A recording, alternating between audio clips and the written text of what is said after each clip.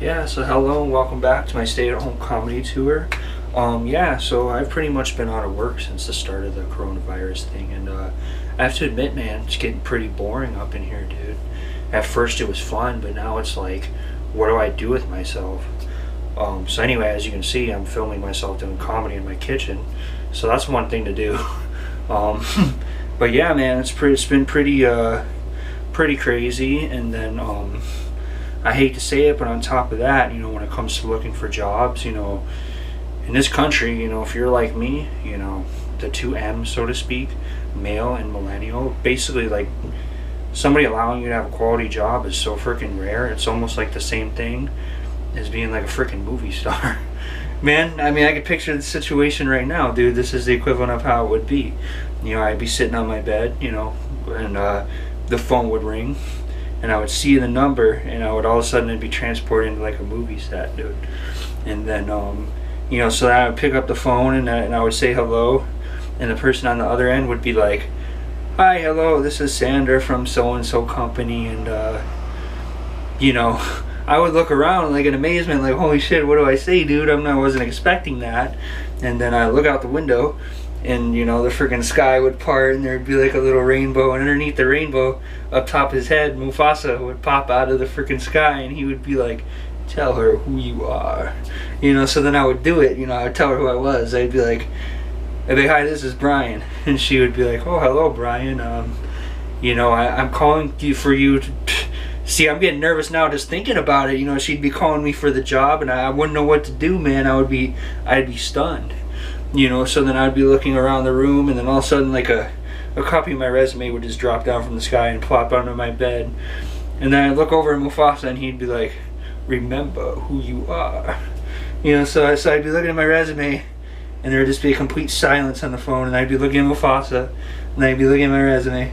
And I look back at Mufasa, and then all of a sudden, like, the sky would close up again, the rainbow would disappear, and he'd be gone. And I would be like, I'd be like, "No," and I would run to the window. I'd be like, "Mufasa, don't leave me." I'd be like, "Don't leave me." But then, like, he would be gone, and I'd be super bummed. I would go back to my bed, pick up the phone, and then at that point, she would already hung up, and the opportunity would be gone. So I would just sit down on my bed, and sheer disappointment, just the dust would fly up. And for those of you who don't know, I'm part Hawaiian, and my protector animal is like a turtle. So basically, like, I would sit down on my bed, the dust would fly up, and it would go out the window. It would float across the streets, over the mountains, whatever, and it would land in the ocean.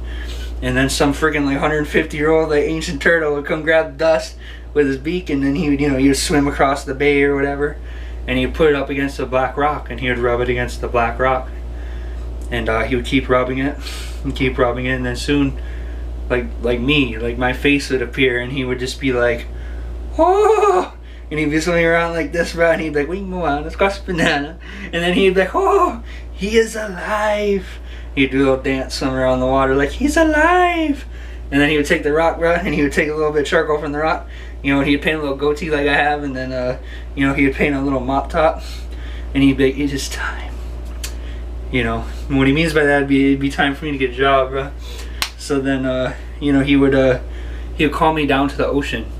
He would use like a seashell or whatever, and he would call out to the sea, and I would know instinctually that it was for me, because that's my amakua, or like my protector animal. So I'd go down to the ocean, and at this point it would be daytime, and he would tell me, he would be like, "I know your grandfather," and I would be like, "That's impossible. My grandfather passed away when I was 10, and I never got to meet him."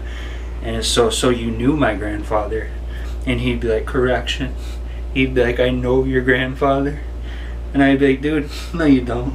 And then he would do this shit with the water with his little fin, just, and then he would be like, "Look." And I would look into the ocean and the current and everything in the water, and I would see my face, and I look at him, I go, "That's just my reflection. That's nothing." And he'd be like, "No." He'd be like, "Look harder." And then he would do it. He'd do that shit again with the water, but I'd look, and he'd go, "See, he lives inside you." And then I'd be tripping out, because it actually might be true. And then at that point, I would be ready to get a job, dude. Alright, anyway, man. That's enough for me for tonight, dude. Good night, guys.